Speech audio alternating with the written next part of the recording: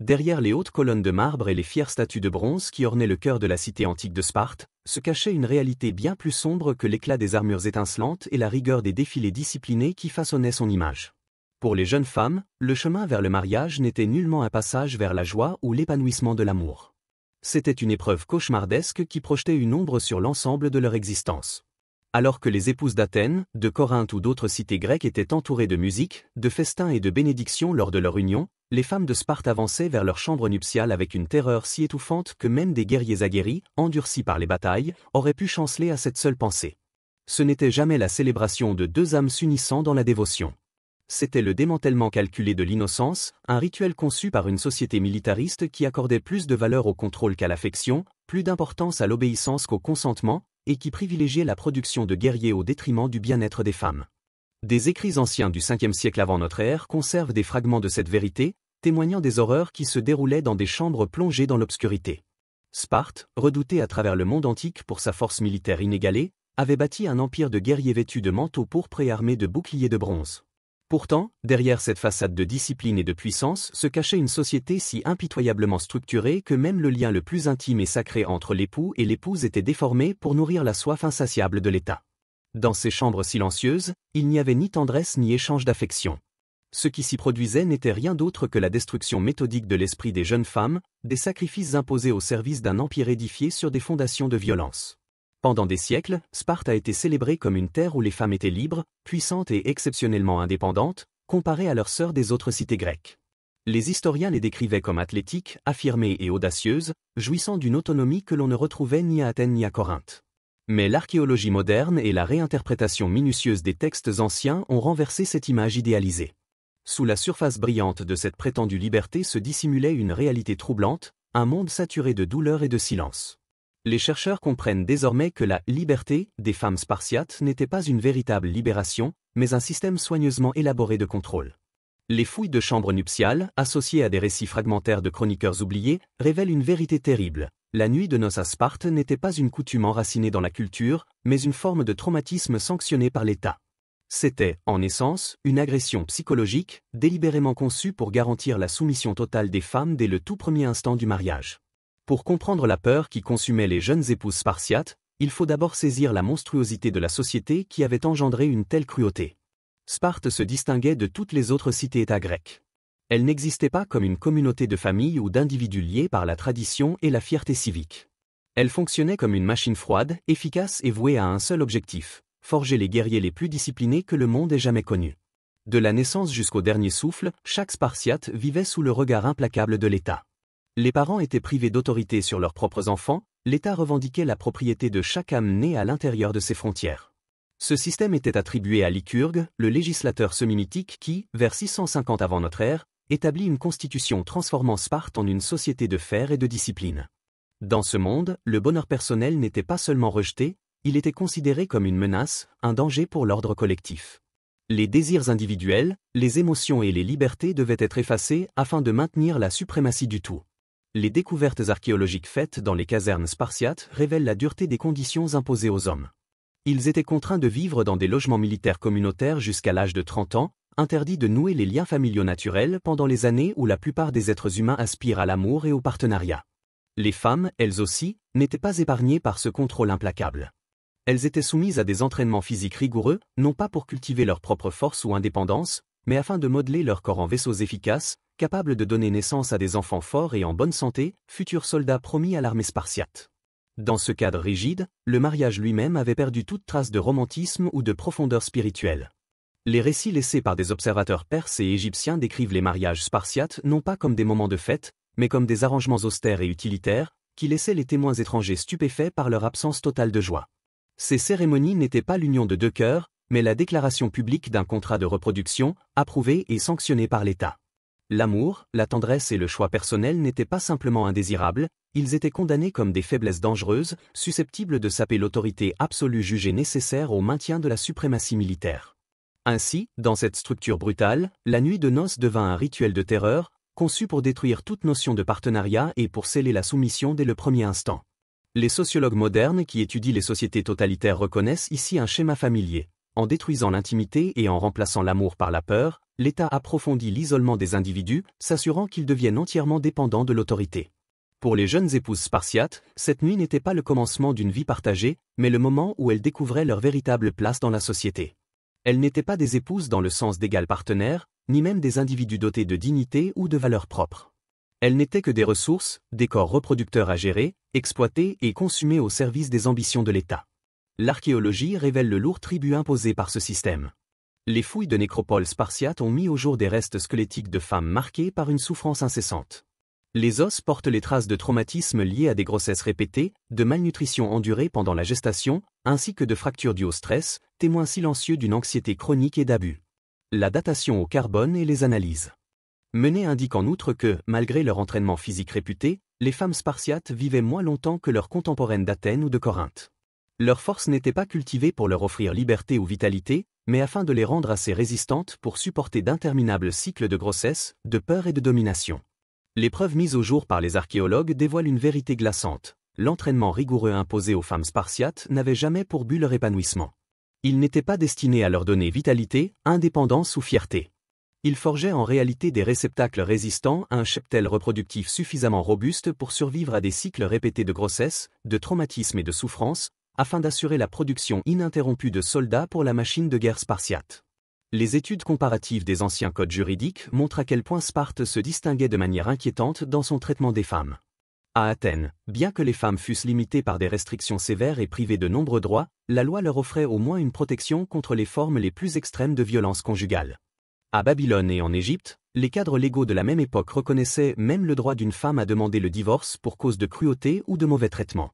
Même à Rome, une société pourtant célèbre pour son patriarcat, les épouses bénéficiaient de quelques protections minimales contre la brutalité excessive. Sparte, en revanche, prit le chemin opposé avec une précision glaciale. Elle ne se contenta pas de tolérer la violence conjugale, elle l'inscrivit dans la loi, accordant aux maris le droit explicite d'user de tous les moyens nécessaires pour garantir l'obéissance et la productivité de leurs épouses. Ce que d'autres cultures considéraient comme de la cruauté ou une injustice, Sparte l'éleva au rang de devoir civique. La préparation à un tel destin cauchemardesque ne commençait pas le jour du mariage, mais des années plus tôt. Dès l'enfance, les jeunes filles spartiates apprenaient à considérer la souffrance comme leur plus grand honneur. Les sources anciennes révèlent qu'elles étaient systématiquement conditionnées à endurer la douleur en silence. Les rites religieux destinés aux adolescentes exigeaient d'elles qu'elles supportent des épreuves physiques sans émettre un son, des rituels qui glorifiaient l'endurance et non la joie. Ainsi, elles étaient formées à percevoir leur douleur, leur peur et leur soumission non comme des injustices, mais comme de nobles sacrifices pour la grandeur de leur cité. Lorsqu'une jeune fille atteignait l'âge du mariage, son esprit avait déjà été plié à l'obéissance, son âme préparée à l'endurance silencieuse. Dans les jours précédant son mariage, ce conditionnement s'intensifiait en rituels brutaux visant à effacer toute trace de son identité. La coupe de ses cheveux n'était pas un acte délicat de parure, mais une tonte violente. Les lames tranchaient ses longues mèches jusqu'à faire saigner son cuir chevelu, la laissant en pleurs tandis que les cheveux, jadis symboles de fierté et de féminité, s'effondraient inertes sur le sol. Pour ces jeunes épouses, ce moment portait un poids terrible. Elles savaient instinctivement qu'il ne s'agissait pas d'une célébration de l'amour, mais du commencement d'une épreuve destinée à les dépouiller de leur individualité. Dans la culture grecque, la chevelure n'était pas un détail anodin. Elle représentait la couronne d'une femme, un symbole de fertilité, de beauté et de féminité divine. Sa destruction marquait la fin de l'enfance et l'anéantissement délibéré de la fierté féminine. Les jeunes épouses, tondues et humiliées, étaient remodelées pour ressembler davantage à des garçons qu'à des femmes. Cette confusion était voulue. En brouillant leur identité féminine, l'État les désorientait, les rendant plus faciles à briser lors de l'épreuve à venir. La seconde étape de cette transformation n'était pas moins cruelle. Les jeunes femmes étaient contraintes d'endosser des vêtements masculins. Certains auteurs modernes ont cru, à tort, y voir une forme d'émancipation, une appropriation de l'autorité masculine. La réalité était bien différente. Il ne s'agissait pas d'un pouvoir conféré, mais d'une déshumanisation. Les habits étaient choisis précisément pour les diminuer. De larges tuniques et des sandales trop grandes engloutissaient leur silhouette, les rendant maladroites, enfantines et totalement vulnérables. Loin de leur accorder une quelconque puissance masculine, ces vêtements mal ajustés soulignaient au contraire leur impuissance. L'inconfort physique accentuait l'humiliation. L'analyse textile des biens funéraires retrouvés montre que ces vêtements étaient souvent fabriqués dans des étoffes grossières et abrasives, volontairement désagréables au contact de la peau. C'était une couche supplémentaire de tourments, des tissus irritants qui grattaient leur chair et leur rappelaient, même dans l'immobilité, qu'elles ne pouvaient trouver aucun répit. Les observateurs étrangers laissèrent des descriptions saisissantes de ce qu'ils virent. En 440 avant notre ère, un diplomate perse rapporta son horreur en décrivant ces rituels comme la destruction systématique de la grâce féminine au service de la brutalité. Des marchands égyptiens de passage dans les ports spartiates exprimèrent le même choc. À leurs yeux, la préparation des jeunes épouses ressemblait moins à une noce qu'à l'embrigadement de prisonnières destinées à l'interrogatoire. Leurs témoignages confirment ce que nous savons désormais, cette cruauté n'était pas une norme du monde antique. Même dans un âge marqué par des systèmes patriarcaux, Sparte se distinguait par une brutalité délibérée et excessive. Les études psychologiques modernes permettent d'éclairer ce qui se jouait alors. Le travestissement forcé, bien avant que le terme n'existe, fonctionnait comme une arme de destruction identitaire. Les spécialistes de la guerre psychologique reconnaissent aujourd'hui en ce procédé un outil dévastateur pour démanteler le sentiment d'identité d'un individu. En contraignant les femmes à porter des habits masculins tout en les réduisant à une apparence vulnérable et enfantine, la société spartiate créait une confusion profonde et irréconciliable dans leur esprit.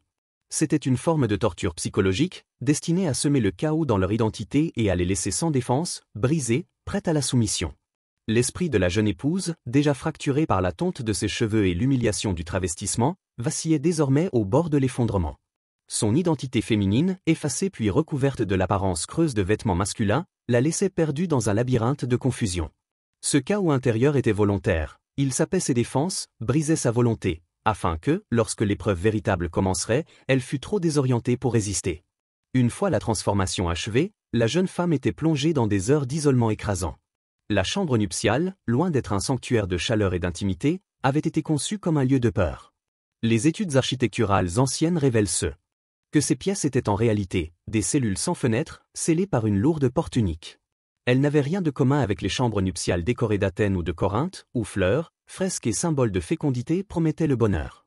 Les chambres spartiates, elles, étaient dépouillées, murs de pierre glacée, sol non chauffé, et pour seul mobilier un simple cadre de lit en bois. Aucun oreiller, aucune couverture, aucun objet réconfortant, rien que le vide austère d'une prison. Ce décor sinistre n'était pas un hasard. C'était une arme psychologique. Ces pièces privaient la jeune femme de toute source de réconfort, de toute distraction qui aurait pu alléger son supplice. Aucune lumière n'y pénétrait. Aucun bruit du monde extérieur ne traversait les murs épais. Même l'air semblait figé, étouffant, transformant la chambre en un tombeau pour les vivants. Les écrits médicaux anciens rapportent que de longues expositions à une telle obscurité pouvaient engendrer des conséquences terrifiantes, hallucinations, crises de panique, et l'incapacité croissante à distinguer le rêve de la réalité. Pour une jeune épouse déjà traumatisée par les violents rituels de préparation, ces heures étaient insupportables. La peur enflait en elle à mesure que la nuit avançait, jusqu'à ce que son angoisse devienne presque plus terrible que l'épreuve elle-même. Les découvertes archéologiques témoignent de son désespoir. Des marques de griffures, creusées dans les murs, révèlent des mains affolées s'acharnant contre la pierre, soit dans des tentatives désespérées de fuite, soit comme ultime exutoire à une anxiété insoutenable. Des fragments de vêtements déchirés, retrouvés dans certaines chambres, montrent que des épouses, incapables de supporter l'inconfort de leurs habits masculins trop grands, essayaient de les enlever pour découvrir aussitôt qu'en le faisant, elles se sentaient encore plus exposées, plus vulnérables, plus humiliées. Ces traces, silencieuses mais obsédantes, racontent le tourment vécu dans ces dernières heures d'attente. Pendant ce temps, loin de sa terreur, l'époux se préparait non pas en amant, mais en soldat prêt pour la conquête. Contrairement à l'attente nerveuse que l'on retrouvait chez les hommes d'autres cultures, les mariés spartiates n'éprouvaient ni tendresse, ni timidité. Ils avaient été formés durant des années, plus d'une décennie de conditionnement visant à supprimer toute émotion, à éradiquer toute compassion, à glorifier la domination. Leur éducation militaire comprenait des leçons de guerre psychologique et l'art de soumettre des captifs. Ce qu'ils avaient appris sur le champ de bataille, ils étaient désormais appelés à l'infliger à leurs épouses. L'État s'assurait que le déséquilibre des forces fût absolu. L'épouse n'était souvent qu'une adolescente, âgée de 16 à 18 ans, encore à la frontière de l'âge adulte. Son mari, en revanche, était généralement dans la trentaine, aguerri par des années de discipline militaire, se tenant au sommet de sa force physique et de son autorité sociale. Cet écart calculé d'une quinzaine d'années garantissait une domination totale, physique, émotionnelle et psychologique. Leur mariage n'avait jamais eu vocation à être un partenariat. Dès l'origine, il avait été conçu comme une relation de soumission et de contrôle. Même la préparation de l'époux à la nuit de noces ressemblait davantage à des rituels de guerre qu'à une célébration d'union. Les récits parlent de cérémonies de boissons où les hommes spartiates consommaient du vin mêlé d'herbes connues pour enflammer l'agressivité et dissoudre les inhibitions. Ils entonnaient des chants guerriers, s'exerçaient à des mouvements de combat et s'exaltaient dans une frénésie de violence. Certains témoignages affirment que les époux pénétraient délibérément dans la chambre nuptiale comme s'ils prenaient d'assaut une forteresse ennemie, s'emplissant d'une rage de bataille avant d'y entrer. Leurs épouses n'étaient pas perçues comme des compagnes, mais comme des territoires à conquérir. Ainsi, l'époux, son corps façonné par des années d'entraînement implacable, son esprit aiguisé pour la domination, son cœur vidé de toute tendresse, s'approchait de sa femme non pas comme un mari, mais comme un envahisseur. La chambre n'attendait pas une union d'amour, mais un acte de conquête. L'éducation militaire spartiate n'avait qu'un seul credo, la domination, l'agression et la soumission absolue de quiconque se dressait sur leur chemin. Cette philosophie, inculquée aux hommes dès l'enfance, ne s'arrêtait pas aux frontières du champ de bataille. Elle les suivait dans leur foyer, dans leur mariage, et plus sinistrement encore, jusque dans leur nuit de noces. Pour la jeune épouse, à peine sortie de l'adolescence, la nuit n'était pas le tendre commencement d'un partenariat, c'était l'invasion de son corps et de son âme. Elle n'était pas considérée comme une compagne, mais comme une terre à saisir, un territoire à soumettre. L'écart d'âge entre mari et femme était en soi une arme.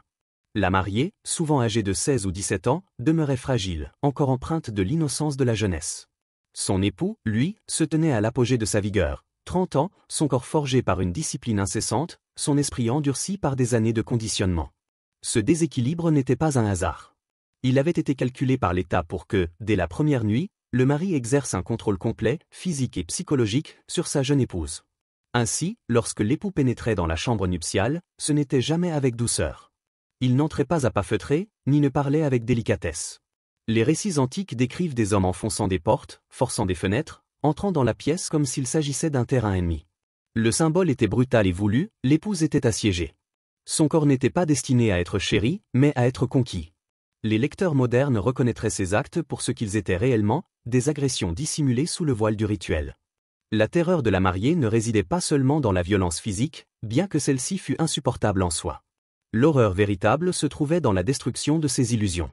Toute lueur d'espoir qu'elle aurait pu nourrir que le mariage lui apporterait amour, respect ou compagnonnage s'éteignait durant ces heures obscures.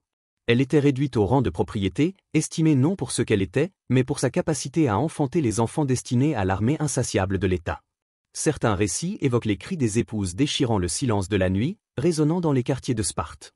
Ces clameurs n'étaient pas perçues comme des tragédies, ni comme des injustices à réparer.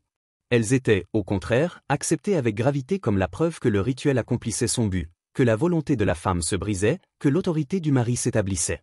Les conséquences étaient dévastatrices. Beaucoup de femmes se repliaient sur elles-mêmes, leur voix réduite au silence, leurs esprits retirés dans une ombre intérieure. D'autres portaient ce que nous reconnaissons aujourd'hui comme les profondes cicatrices du traumatisme, des cauchemars persistants, des paniques soudaines surgissant sans avertissement, une incapacité à faire confiance ou à trouver du réconfort dans l'intimité. En termes modernes, elles souffraient du poids du trouble de stress post-traumatique. Mais dans leur monde, une telle souffrance n'était pas soignée. Elle était célébrée comme une preuve d'obéissance. Pour les rares qui osaient résister, qui tentaient de protester ou de parler de leur douleur, la punition était impitoyable. La société spartiate n'avait aucune place pour les femmes qui défiaient le rôle qui leur avait été assigné. Celles qui se rebellaient risquaient l'humiliation publique, l'exil ou pire encore. Le message était cruel et limpide, soumets-toi ou sois détruite. Ce système marquait de ses cicatrices non seulement la nuit de noces, mais toute la vie qui suivait. De nombreux couples vivaient en étranger sous le même toit. Les épouses tremblaient à l'approche de leur mari, l'intimité remplacée par la domination et la peur. Même la grossesse, qui ailleurs pouvait apporter joie et attente, devenait une nouvelle source d'angoisse. Les femmes spartiates savaient que les fils nés de leur ventre seraient arrachés à elles dès l'âge de 7 ans, revendiqués par l'État pour l'entraînement militaire. Quant aux filles, elles étaient promises au même cauchemar rituel lorsqu'arriverait leur tour. La maternité elle-même était déformée. Elle ne servait pas la famille, mais la machine de guerre. Les cicatrices ne disparaissaient jamais. Les femmes les portaient dans leur chair et dans leur esprit. Certaines ne parvenaient jamais à démêler l'amour de la violence, à retrouver de la tendresse dans un geste. D'autres s'aigrissaient, laissant l'amertume de leur souffrance s'infiltrer dans leurs relations avec leur mari, voire avec leurs enfants. Le cycle du traumatisme ne s'arrêtait pas avec elles, il passait de mère en fille, chaque génération forcée de revivre la douleur de la précédente. Pourtant, au milieu de cette noirceur, certaines trouvaient de fragiles fils de réconfort. Les archives historiques suggèrent que des femmes spartiates se tournaient parfois les unes vers les autres, forgeant des liens d'entente et de survie partagés. Ces relations, rarement romantiques, leur offraient un refuge émotionnel, une forme de sororité née de la souffrance, qui leur donnait la force d'endurer ce que leur mariage leur avait volé. Mais les dégâts allaient bien au-delà des foyers. Le rituel brutal de l'État empoisonnait le tissu même de la société spartiate. La moitié de la population vivait dans la peur de l'autre moitié. La confiance entre hommes et femmes était brisée, remplacée par la suspicion et la crainte. La violence, plutôt que la compassion, était normalisée comme fondement de la vie familiale. En voulant créer des guerriers parfaits, Sparte avait au contraire engendré une société fracturée, minée par la peur.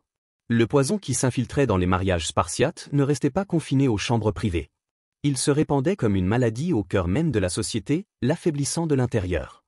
Ce que Sparte croyait être son fondement de force, la discipline, l'obéissance et la domination, était en réalité un système d'abus institutionnalisés qui rongeait les liens de la famille, de la confiance et de la communauté. Les historiens modernes qui étudient les schémas de la violence domestique voient dans le rituel de la nuit de noces spartiate l'un des tout premiers et des plus glaçants exemples d'abus imposés par l'État lui-même. Ce n'était pas une cruauté aléatoire, ni la volonté d'hommes isolés. C'était un système calculé, orchestré par la loi et la tradition, qui armait l'intimité pour imposer la soumission. Les effets furent dévastateurs.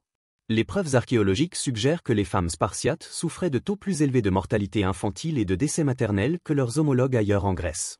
Le stress psychologique constant, combiné au traumatisme physique répété, laissait des marques profondes sur leur santé et sur la survie de leurs enfants.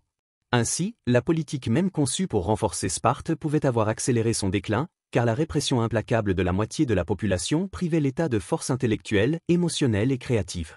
Une société ne peut prospérer lorsqu'elle réduit ses femmes au silence. Le contraste avec les autres cités grecques souligne la brutalité singulière du système spartiate. À Athènes, bien que les femmes fussent loin d'être égales, le mariage était considéré comme un partenariat, une union destinée à profiter aux deux familles, parfois même ponctuée d'affection et de célébration. Les mariages y étaient des fêtes, emplis de musique, de nourriture et de joie. À Sparte, en revanche, le mariage était dépouillé de toute chaleur et transformé en instrument de terreur. Ce n'était pas le commencement d'une compagnie, mais l'inauguration d'une soumission. Les conséquences d'une telle cruauté se répercutaient également sur l'économie. Les femmes brisées par le traumatisme étaient moins capables de gérer leur foyer, d'élever leurs enfants avec soin ou de contribuer à la stabilité de la vie civique.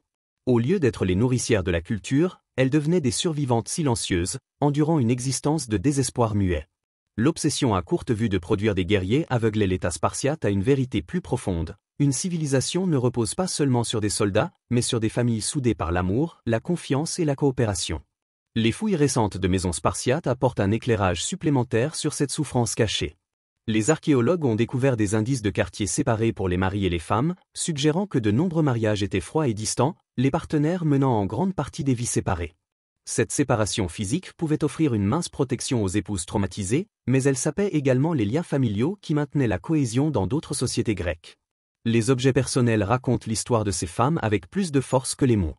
De petits sanctuaires dissimulés dans des coins, dédiés aux déesses de la guérison et de la protection, révèlent comment les femmes spartiates se tournaient vers le divin pour trouver du réconfort, lorsque leur monde humain ne leur en offrait aucun. Les bijoux et souvenirs, souvent retrouvés enterrés ou cachés, suggèrent des femmes désespérées de préserver des fragments de leur identité dans un système décidé à les effacer complètement. Les rares témoignages écrits de femmes spartiates qui nous sont parvenus font écho à ce chagrin. Leurs voix, préservées en fragments par des historiens postérieurs, décrivent des vies passées dans la crainte constante de leur mari. Elles parlent de nuits de noces qui les brisèrent, de grossesses endurées comme des souffrances plutôt que comme des bénédictions, et d'une maternité dépouillée de joie par l'omniprésence de l'État. Pour beaucoup, l'accouchement n'était pas une promesse de vie nouvelle, mais une autre chaîne de douleur. Même les rituels symboliques de préparation portaient un poids accablant. La coupe des cheveux, autrefois gloire d'une femme, emblème sacré de fécondité et de beauté, était un acte ritualisé de destruction.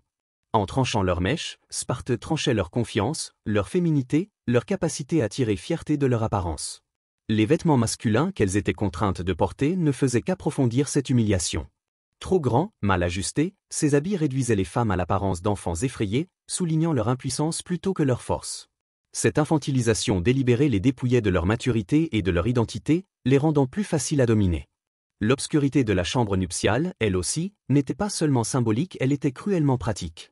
En empêchant la mariée de voir clairement le visage de son agresseur, le rituel fusionnait violence et intimité en un souvenir unique, indissociable. Chaque rencontre qui suivait au sein du mariage portait avec elle l'ombre de cette première nuit, liant à jamais la présence du mari à la terreur. La psychologie moderne offre une explication glaçante quant à la raison pour laquelle tant de femmes spartiates demeuraient dans ces relations abusives, même lorsqu'elles possédaient techniquement plus de droits légaux que les femmes d'Athènes. Le phénomène de l'attachement traumatique où les victimes restent liées à leurs agresseurs par des cycles de peur, de domination et de brefs instants de répit aide à expliquer le silence et la soumission de ces femmes. Elles étaient piégées non seulement par la loi, mais aussi par les chaînes invisibles de l'esprit, forgées dans la peur et la souffrance. L'horreur de la nuit de noces ne s'achevait pas lorsque les portes de la chambre se refermaient. Elle devenait le premier pas d'un cycle d'abus qui consumait la vie des femmes spartiates. La violence de cette nuit, suivie de brèves périodes de calme précaire, créait ce que la psychologie moderne reconnaît comme un schéma d'attachement traumatique. L'évasion, même lorsqu'elle était techniquement possible selon la loi, devenait presque impensable. Les femmes, tentant de donner un sens à leur souffrance, retournaient souvent leur blâme contre elles-mêmes. Plutôt que de remettre en question le système qui les avait trahies, elles se convainquaient qu'il s'agissait de leur propre faiblesse, de leur propre faute. Ce n'était pas un hasard. C'était le produit d'une ingénierie sociale délibérée. La cruauté du rituel nuptial spartiate n'était pas la brutalité aléatoire d'hommes isolés. C'était un programme, conçu et soutenu par l'État lui-même, avec tout le poids de la loi et de la tradition derrière lui. Aux yeux du gouvernement spartiate, le bien-être psychologique des femmes était sacrifiable, offert en holocauste au nom de la domination militaire. La nuit de noces n'était que le commencement. Les maris étaient censés maintenir leur autorité non pas par l'amour ou le partenariat, mais par la domination. Les épouses étaient traitées comme un territoire conquis, nécessitant une surveillance constante, des rappels permanents de leur soumission. Les foyers, qui dans d'autres cultures cultivaient la confiance et l'affection, devenaient à Sparte des arènes de peur. Les enfants y étaient élevés dans une atmosphère empoisonnée par l'intimidation, où leurs premières leçons sur les relations humaines s'imprégnaient de violence et de silence. Pour les femmes elles-mêmes, le traumatisme de cette première nuit devenait une ligne de partage définitive. Elle marquait la fin de l'enfance et la mort de l'individualité. Dès lors, leur vie n'était plus définie que par le service aux autres. Leurs besoins, leurs désirs, leurs émotions cessaient de compter. On leur apprenait à réprimer toute ambition, tout espoir, toute identité personnelle, jusqu'à ce qu'elles deviennent des coquilles vides, existant uniquement pour satisfaire les exigences démographiques de l'État. La cruauté n'était pas seulement physique. Elle était aussi verbale, émotionnelle et psychologique. Les maris spartiates étaient encouragés à dépouiller leurs épouses de toute dignité par les mots autant que par les coups, un langage dégradant destiné à leur rappeler qu'elles étaient des biens, et non des partenaires. Ces blessures-là entaillaient plus profondément que le corps. Contrairement aux ecchymoses ou aux coupures, elles laissaient des cicatrices sur l'âme qui ne guérissaient jamais complètement. Les conséquences étaient visibles dans la vie quotidienne. Les femmes portaient des bleus, des entailles et des blessures comme des stigmates de honte, preuve muette d'une violence infligée avec l'approbation totale de la société. Ces marques physiques n'étaient pas dissimulées mais normalisées, renforçant la vérité de leur impuissance. Elles devenaient des rappels permanents qu'aucune guérison n'était possible lorsque l'abus lui-même était sanctifié par la loi et la culture. Cette isolation dépassait largement la chambre nuptiale. Les jeunes épouses traumatisées se repliaient souvent sur elles-mêmes, évitant la vie sociale, se réfugiant dans le silence, devenant toujours plus dépendantes de leur mari pour les formes les plus élémentaires de sécurité émotionnelle. Et cela aussi faisait partie du dessein. Une femme brisée ne se lèverait jamais pour contester l'autorité. Une femme réduite au silence ne résisterait jamais. Les dommages s'infiltraient jusque dans la génération suivante. Les enfants nés de ces unions violentes grandissaient dans des foyers où leur mère vivait dans la crainte de leur père. La violence devenait le rythme de la vie familiale, enseignant aux fils que la brutalité était une force et aux filles que la souffrance était leur destinée. Ainsi, le cycle du traumatisme se perpétuait, façonnant non seulement des individus, mais l'ensemble du caractère de la société spartiate. Les conséquences économiques étaient accablantes, bien que rarement reconnues. Les femmes écrasées par les séquelles psychologiques étaient moins capables de gérer leur foyer, moins aptes à élever leurs enfants, plus vulnérables aux maladies engendrées par le stress chronique. L'obsession de Sparte pour la production de guerriers l'aveuglait sur un fait essentiel, elle minait les fondations même de sa civilisation. Une société bâtie sur des familles brisées ne peut perdurer. La religion et la culture conspirèrent pour renforcer ce système. Le rituel de la nuit de noces était défendu comme un devoir sacré, un sacrifice exigé afin d'assurer la faveur des dieux et la gloire continue des armées spartiates. Ce cadrage rendait toute résistance presque impossible. Parler, c'était non seulement défier la société, mais risquer d'être accusé de s'opposer à la volonté divine elle-même. L'originalité de la cruauté spartiate devient encore plus claire lorsqu'on la compare aux pratiques de ses voisins. Dans tout le bassin méditerranéen antique, les mariages arrangés étaient fréquents, mais ils n'étaient pas conçus pour traumatiser l'épouse. Athènes, Corinthe, même Rome, malgré toutes leurs lois patriarcales, ne façonnaient pas les rituels nuptiaux dans le but explicite de briser les femmes. Sparte, seule, transforma ce qui aurait dû être le commencement d'une vie commune en un acte de terreur institutionnalisé. Ce qui distingue Sparte des autres sociétés antiques, ce n'est pas seulement sa cruauté, mais sa précision. Les sévices infligés aux femmes n'étaient pas le fruit du chaos d'une violence individuelle, ils étaient systématiques, délibérés et calculés. Cela demeure dans l'histoire comme l'un des exemples les plus anciens et les plus glaçants de violence domestique parrainée par l'État. Et, à la fin, ce fut peut-être l'une des forces qui entraînèrent le déclin de Sparte. Les récits des dernières années de la puissance de la cité suggèrent que ce rituel de terreur, répété génération après génération, affaiblit précisément la société qu'il prétendait renforcer. Une nation qui détruit le bien-être psychologique de la moitié de son peuple ne peut espérer perdurer. Pourtant, au milieu de ces ténèbres, la résilience des femmes spartiates surgit comme un contrepoint obsédant. Pour survivre, beaucoup apprirent à séparer l'esprit du corps, à se dissocier lors des violences afin de supporter l'insupportable. D'autres bâtirent des mondes intérieurs de fantaisie ou se réfugièrent dans la dévotion religieuse, cherchant dans la prière et les rites la consolation que la compassion humaine leur refusait. Ces stratégies leur permirent de survivre, mais la survie avait un prix, l'incapacité de former des liens affectifs profonds et authentiques avec autrui. Le système légal n'offrait aucun bouclier. Les femmes spartiates vivaient dans un monde où la violence de leur nuit de noces n'était pas seulement légale, mais encouragée. Il n'existait aucun tribunal auquel elles pouvaient faire appel, aucune loi reconnaissant l'abus comme un tort, aucune autorité familiale capable d'intervenir en leur faveur. Le cadre même du mariage était rédigé pour protéger le droit absolu du mari à dominer.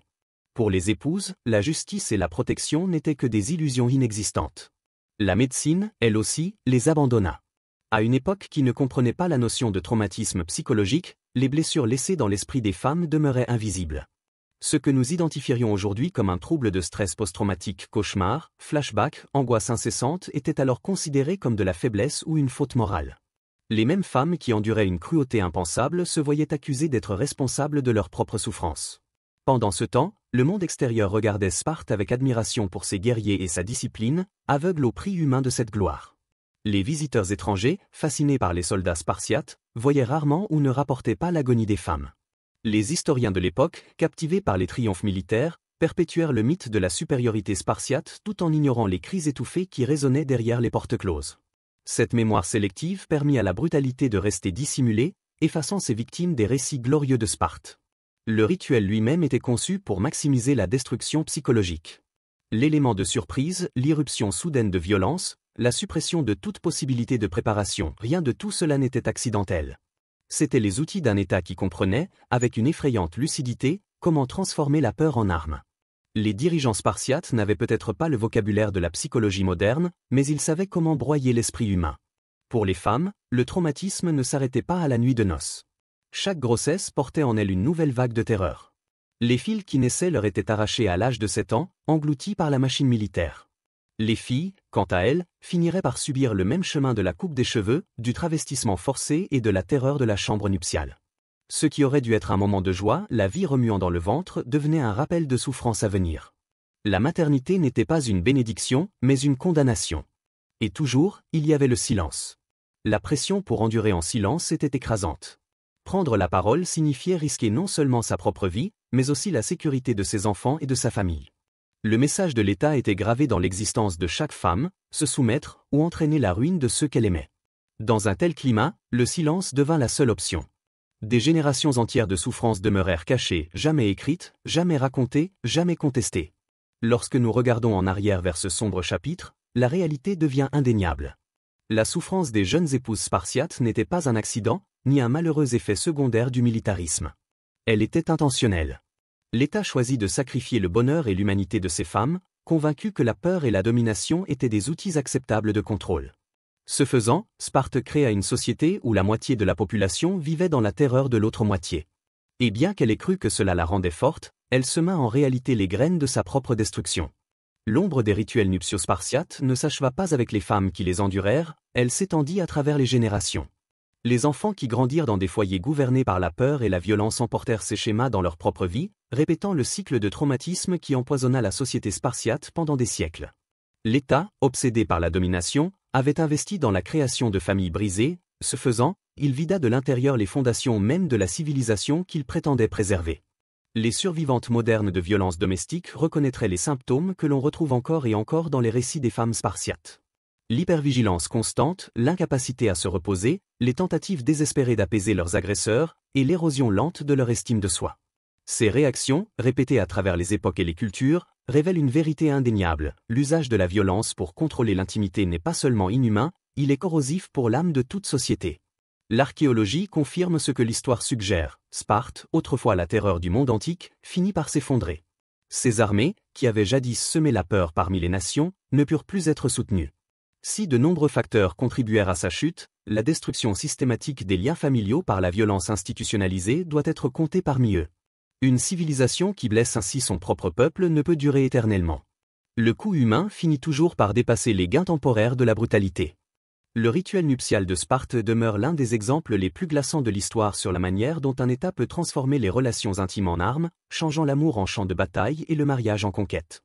Les jeunes femmes qui souffrirent ne furent pas des victimes du hasard, elles furent des sacrifices offerts aux ambitions d'une société militariste qui exigeait l'obéissance au prix de la dignité humaine. Elles payèrent de leur bien-être psychologique, de leur bonheur, et de leur identité même, tout cela pour nourrir une machine insatiable de conquête. Mais les conséquences dépassèrent largement la souffrance individuelle. L'assujettissement des femmes n'est jamais une tragédie privée seulement. C'est une plaie gravée au cœur même d'une civilisation, qui l'affaiblit de l'intérieur. Les cris qui transperçaient les nuits spartiates n'étaient pas seulement ceux de jeunes épouses brisées. C'étaient les cris d'une société en train de s'autodétruire, choisissant le contrôle plutôt que la compassion, la violence plutôt que l'amour, la domination plutôt que la coopération. Ainsi, ce que Sparte croyait être sa force inébranlable devint la cause même de sa ruine. Une société bâtie sur le traumatisme et la peur ne pouvait résister aux besoins naturels de l'être humain pour l'amour, la confiance et la connexion.